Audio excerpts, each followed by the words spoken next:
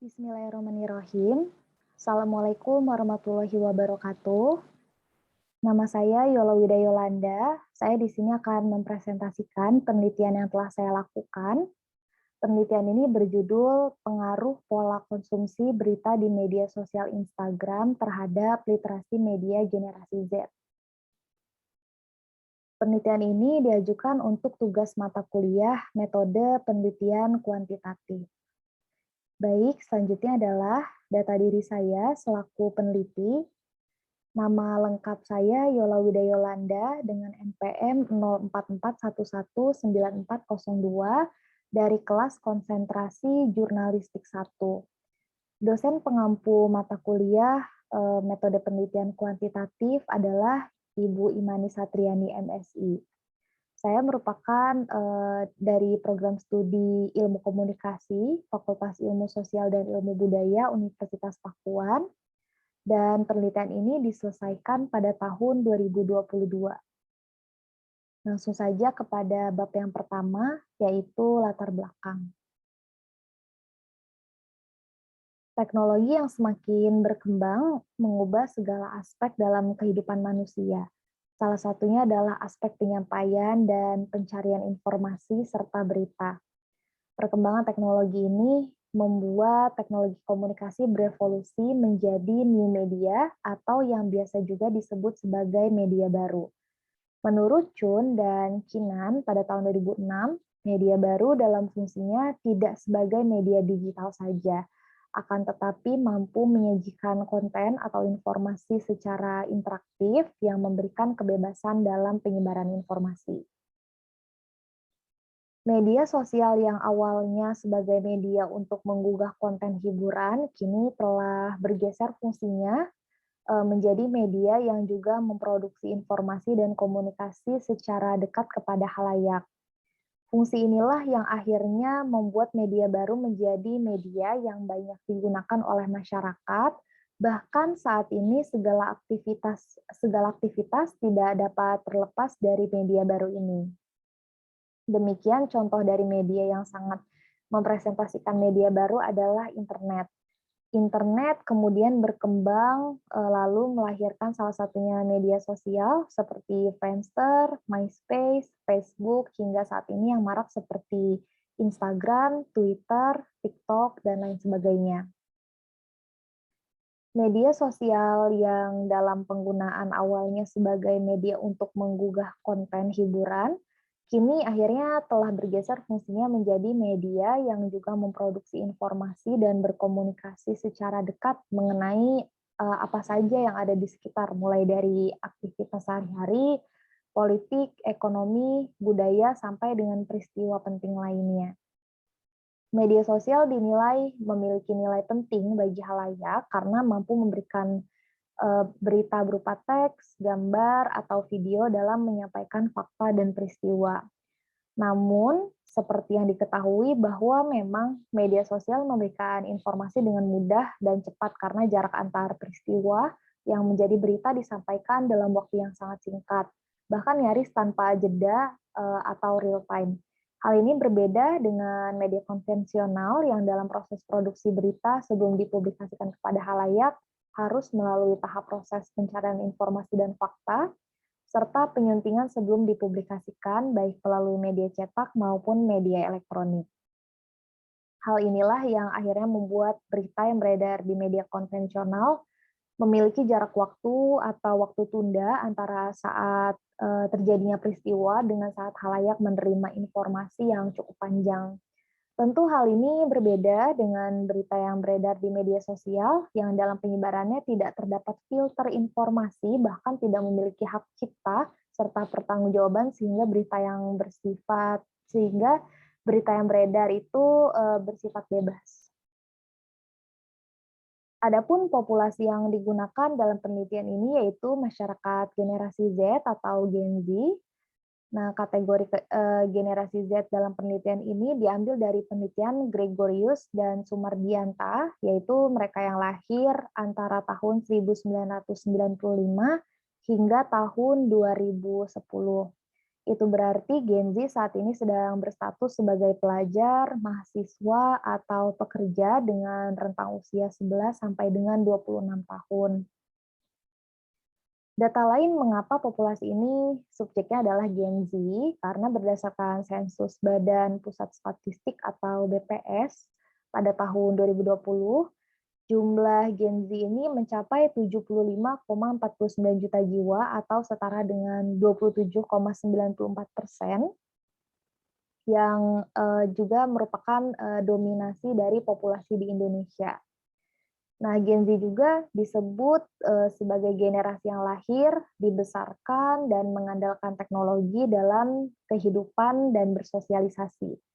Namun, dalam penelitian Lestari Nurhajati dan Lamria Raya Fitriani, yang penelitiannya berjudul Kepercayaan dan Kredibilitas atas Jurnalisme Warga Media Online di Mata Generasi Z, bahwa generasi Z ini cenderung menggunakan media sosial dibandingkan website resmi dalam memperoleh informasi atau berita.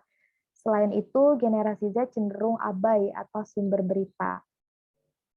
Selanjutnya, bisa kita lihat di sini media sosial favorit Gen Z berdasarkan katadata.co.id.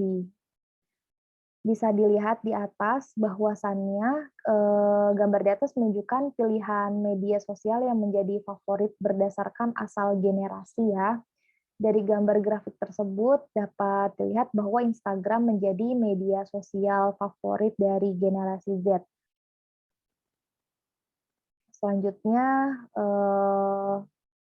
data yang didapatkan dari hasil survei We Are Social menunjukkan Instagram menjadi platform media sosial terfavorit bagi generasi Z secara global pada April 2021. Bahkan persentasenya ini jauh melampaui platform media sosial lainnya seperti WhatsApp dan Facebook. Nah, di sini berdasarkan jenis kelamin ya, untuk yang warna oranye tua itu adalah perempuan, yang oranye muda adalah laki-laki. Jadi secara rinci ada 32,9% pengguna internet perempuan yang berusia 16 sampai dengan 24 tahun yang menjadikan Instagram sebagai platform media sosial favoritnya. Sementara pengguna internet laki-laki dengan rentang usia serupa yang menyukai Instagram mencapai 28,3%. Nah, selanjutnya benang merah yang dapat kita ambil dari penjabaran di atas, yaitu kita memiliki satu titik terpenting ya, bahwasannya pengguna terbanyak media sosial Instagram ini itu berada pada posisi yang lemah sebagai penerima informasi, yaitu generasi Z. Hal ini akan berdampak pada bagaimana literasi media pada generasi Z terhadap pola konsumsi berita di media sosial yang paling sering mereka akses seperti Instagram. Demikian sesuai dengan rangkaian penjelasan di atas, maka dapat disimpulkan bahwa telah terjadi kesenjangan antara media sosial, salah satunya Instagram, yang telah bergeser fungsinya sebagai media yang menayangkan berita dengan konten yang bebas dan tidak memiliki hak cipta, cenderung banyak tersebarnya hoax juga, dan menjadi konsumsi bagi halayak seperti generasi Z yang merupakan generasi yang mendominasi penggunaan media sosial di Indonesia, yang juga menjadikan Instagram sebagai tempat mencari informasi atau berita, serta cenderung abai atas sumber berita. Dengan demikian, penelitian ini penting dilakukan karena generasi Z, terutama di Kabupaten Bogor, perlu terhindar dari dampak negatif penggunaan media sosial, terutama Instagram. Penelitian ini penting dilakukan untuk mengetahui dan mengungkapkan pengaruh pola konsumsi berita media sosial Instagram terhadap literasi generasi Z dengan menggunakan teori terpaan media dan teori literasi media. Selanjutnya adalah tujuan penelitian. Berdasarkan latar belakang tujuan dari dilakukan penelitian ini, itu ada 3 poin. Yang pertama adalah untuk mengetahui pola konsumsi berita di media sosial Instagram pada literasi media generasi Z. Yang kedua adalah mengetahui literasi media generasi Z terhadap pola konsumsi berita di media sosial Instagram. Dan yang ketiga adalah menganalisis pengaruh pemberitaan di media sosial Instagram terhadap literasi media pada generasi Z. Selanjutnya masuk kepada kerangka penelitian. Berangkat dari judul yang judulnya adalah pengaruh pola konsumsi berita media sosial Instagram terhadap literasi media generasi Z. Selanjutnya yaitu diturunkan menjadi rumusan masalah. Rumusan masalahnya terdapat 3 poin di sini. Yang pertama adalah bagaimana pola konsumsi berita di media sosial Instagram terhadap literasi media generasi Z. Yang kedua adalah bagaimana literasi media generasi Z terhadap pola konsumsi berita di media sosial Instagram. Dan yang ketiga adalah apakah terdapat pengaruh pola konsumsi berita media sosial Instagram terhadap literasi media generasi Z. Selanjutnya eh, masuk kepada kerangka teori. Kerangka teori dari penelitian ini itu yang pertama terdapat 2 variabel ya, yaitu variabel X dan variabel Y. Variabel X-nya adalah pola konsumsi berita media sosial Instagram yang diturunkan menjadi 3 indikator dari teori terpaan media yang didapatkan dari Ardianto, Komala, dan Karlina.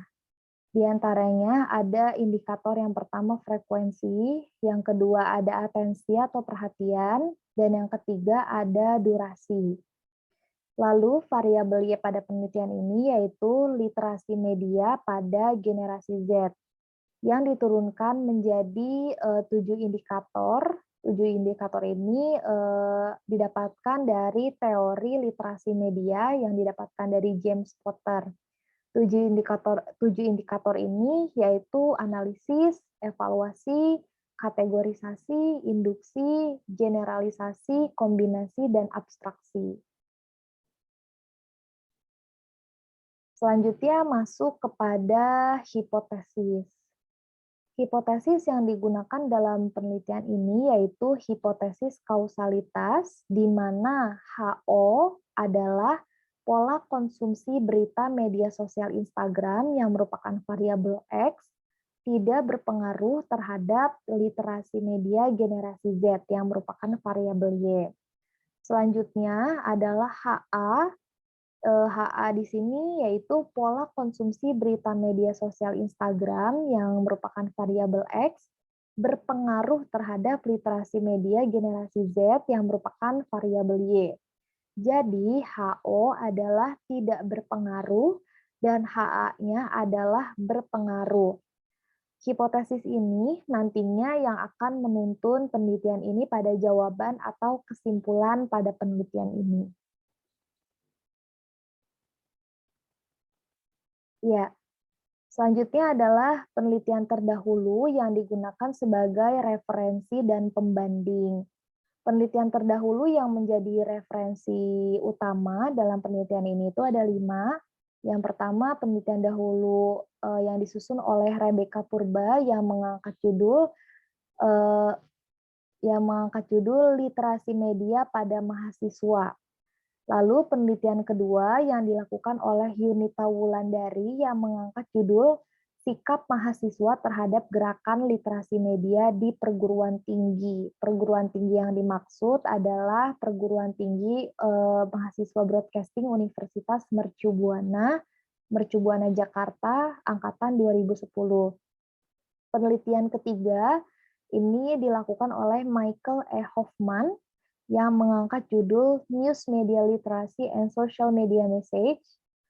Dan yang penelitian keempat dilakukan oleh Siti Nurbaiti Fauziah dan Novarina yang mengangkat judul Literasi Media Digital, Efektivitas Akun Instagram @info_bandung_raya terhadap pemenuhan kebutuhan informasi followers. Dan yang kelima yaitu penelitian yang dilakukan oleh Alia Nabila, Citananda Berlian, Eva Jennifer, Penny Dwi, Iva Sabrina, yang mengangkat judul pengaruh tingkat literasi media terhadap perilaku penyebaran hoax di kalangan generasi Z. Masuk kepada metode penelitian. Penelitian ini dilakukan dengan analisis kuantitatif, yang mana kita ketahui bahwa metode ini berhubungan dengan angka-angka yang menghasilkan data dalam memengaruhi variabel dan juga mengetahui seberapa besar pengaruh terhadap variabel yang diteliti. Dengan jenis penelitiannya yaitu eksplanatif yang merumuskan hubungan sebab akibat antara dua atau lebih variabel yang akan diteliti. Dalam hal ini untuk menemukan pengaruh pola konsumsi berita di media sosial Instagram terhadap literasi media generasi Z. Selanjutnya, populasi dan sampel dalam penelitian ini yang dijadikan populasi adalah remaja berusia yang lahir pada tahun 1995 sampai dengan 2010 yang termasuk dalam generasi Z di Kabupaten Bogor, Jawa Barat. Dengan sampel yang digunakan dalam penelitian yaitu teknik non-probability sampling yang berarti dalam pengambilan data, responden tidak mendapatkan kesempatan yang sama bagi setiap unsur atau anggota populasi untuk dipilih menjadi sampel. Penelitian ini juga menggunakan jenis sampling aksidental, di mana seperti yang kita ketahui bahwa sampling aksidental adalah siapa saja yang secara tidak sengaja bertemu dengan peneliti, maka orang tersebut dapat dijadikan sampel, namun tetap sesuai dengan kriteria responden. Selanjutnya adalah teknik pengumpulan data. Teknik pengumpulan data pada penelitian ini menggunakan kuesioner dengan penyebaran Google Form berisi pernyataan dengan skala Likert kepada 30 responden yang dipilih. Dan yang terakhir adalah teknik analisis data. Menggunakan analisis deskriptif dengan uji regresi sederhana karena hanya terdapat satu variabel X dan hanya ada satu variabel Y. Masuk kepada hasil dan pembahasan. Pada penelitian ini, saya mengkategorikan responden dalam cakupan usia antara 11 sampai dengan 26 tahun. Dapat dilihat dalam tabel ini, pengisi dengan usia 11 sampai dengan 14 tahun, itu saya tidak mendapatkan responden dengan kategori usia tersebut, sehingga frekuensinya 0 dan presentasinya juga 0%. Lalu pada kategori usia 15 sampai dengan 18 tahun, saya mendapatkan responden sebanyak 5, yang maka jika dipresentasikan yaitu sebanyak 16,7%. Lalu pada kategorisasi usia 19 sampai dengan 22 tahun, merupakan responden dominan pada penelitian saya, itu sebanyak 22 responden, maka jika dipresentasikan sebanyak 73,3%. Dan yang terakhir adalah kategori usia 23 sampai dengan 26 tahun, ada 3 responden dengan presentasinya 10%. Jadi dapat ditarik kesimpulan bahwa usia 19 sampai dengan 22 tahunlah yang mendominasi responden saya. Masuk kepada rataan indikator dari variabel. Rataan indikator dari variabel X, yaitu pola konsumsi berita media sosial Instagram, didapatkan dari teori terpaan media, yaitu indikatornya ada frekuensi, durasi, dan atensi. Di sini rataan indikator untuk frekuensi yaitu 56 yang masuk dalam kualifikasi baik. Lalu durasi rataan indikatornya 77 yang masuk dalam maksud saya untuk frekuensi masuk rataan indikatornya 3,56 masuk dalam kualifikasi baik. Lalu durasi rataan indikatornya 3,77 masuk dalam kualifikasi baik, dan atensi rataan indikatornya 3,64 masuk dalam kualifikasi baik. Selanjutnya variabel Y yang didapat variabel Y yaitu literasi media yang menggunakan teori literasi media yang diturunkan menjadi 7 indikator. 7 indikatornya yaitu ada analisis, evaluasi, kategorisasi, induksi, generalisasi, kombinasi, dan abstraksi.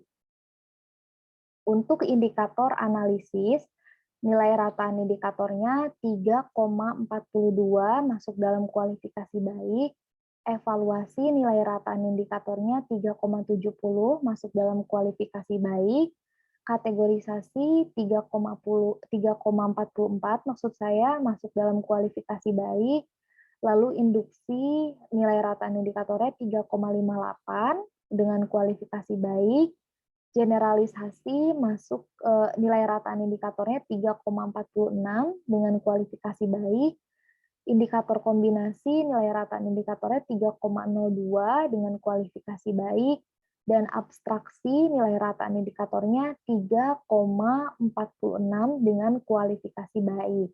Jadi semua indikator ini memiliki keterangan baik.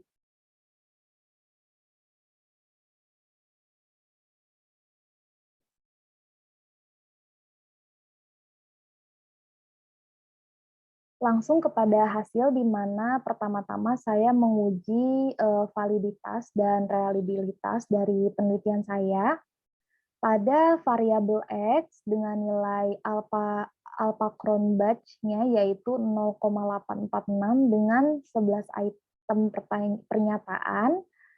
Lalu ada variabel Y dengan nilai alpha Cronbach-nya yaitu 0,749 dengan 25 item pernyataan.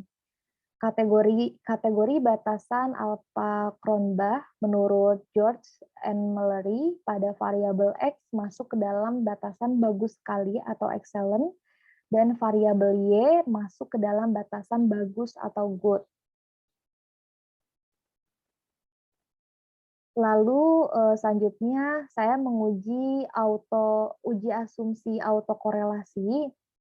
Bisa dilihat pada tabel berikut ini bahwa nilai Durbin-Watson atau DW sebesar 2,260 yang akan dibandingkan dengan nilai tabel yang memiliki signifikansi 5% dengan jumlah sampel pada penelitian ini adalah 30 dan jumlah variabel independennya yaitu 1. Karena nilai ini lebih besar dari batas atas, yaitu sebesar 1,681 atau kurang dari 4 DU, maka dapat disimpulkan tidak terdapat autokorelasi. Selanjutnya adalah uji asumsi heteroskedastisitas.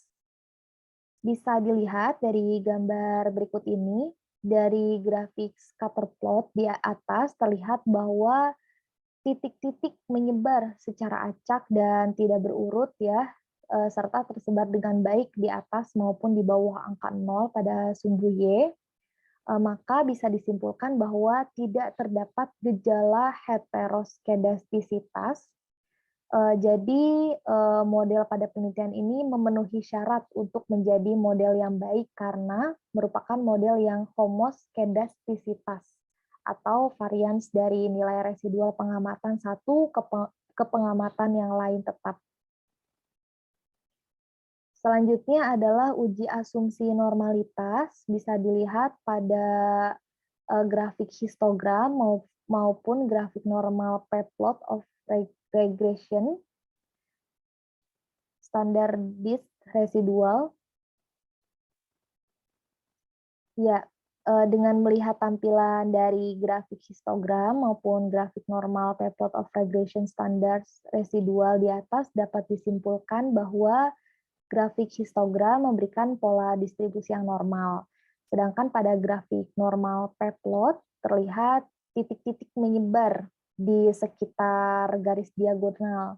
Nah, kedua grafik ini menunjukkan bahwa model regresi tidak menyalahi asumsi normalitas.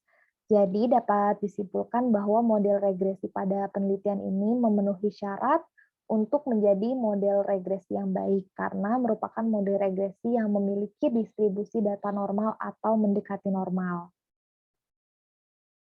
Selanjutnya adalah uji asumsi linearitas. Bisa dilihat pada gambar scatter plot ini, yaitu hasil pengujian menunjukkan scatter plot tidak membentuk pola tertentu, sehingga dapat disimpulkan bahwa model pada penelitian ini memenuhi syarat untuk menjadi model yang baik karena asumsi linearitasnya pun terpenuhi. Setelah menguji asumsi, saya menguji regresi sederhana. Bisa ditekankan lagi bahwa uji regresi sederhana ini dilakukan karena variabel X saya hanya satu dan variabel Y-nya juga hanya satu.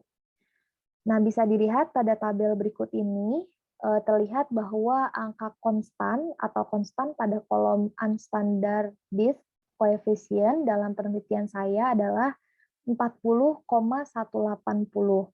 Angka ini merupakan angka konstan yang memiliki arti bahwa jika tidak ada konsumsi berita di media sosial Instagram, maka nilai konsisten dari literasi generasi Z adalah sebesar 40,180.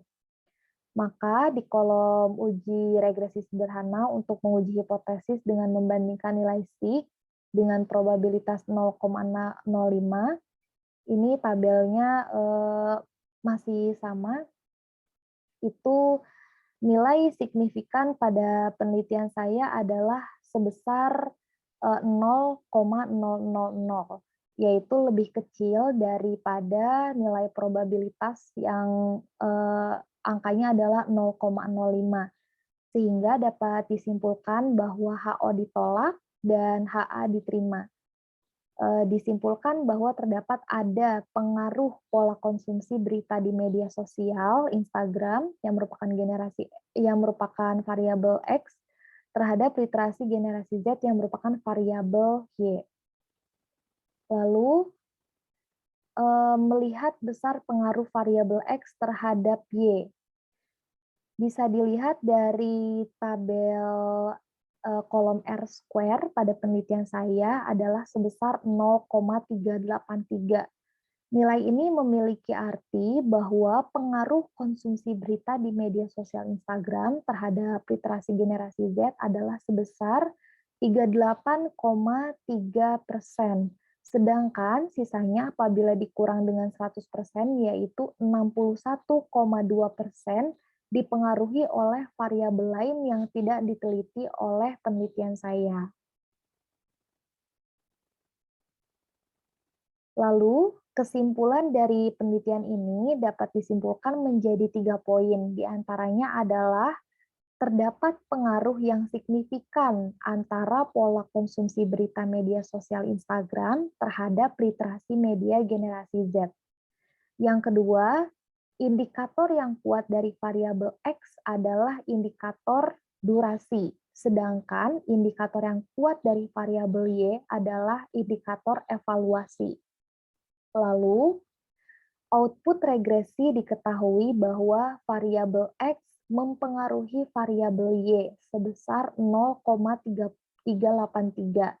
Nilai ini mengandung arti bahwa pengaruh konsumsi berita di media sosial Instagram terhadap literasi generasi Z adalah sebesar 38,3%, sedangkan sisanya 61,2% dipengaruhi oleh variabel yang tidak diteliti oleh peneliti. Sehingga berdasarkan hipotesis, maka HO ditolak dan HA diterima. HA diterima yaitu pola konsumsi berita di media sosial Instagram terhadap literasi media generasi Z dapat diterima dan berpengaruh. Sekian dari saya, mohon maaf apabila banyak terdapat kesalahan kata dan kalimat. Wabillahi taufiq wa hidayah. Wassalamualaikum warahmatullahi wabarakatuh.